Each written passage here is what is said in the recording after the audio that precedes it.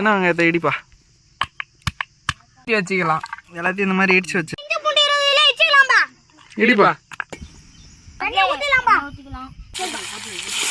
இஞ்சி பூண்டு பேஸ்ட் போட்டுடலாம்பா. ஒரு முட்டை உப்பு போட்டுக்கலாம்.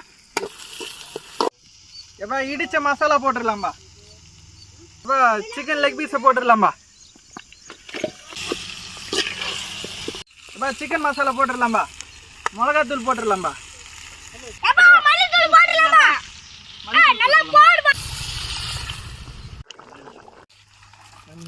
சாப்பிட போறோம்.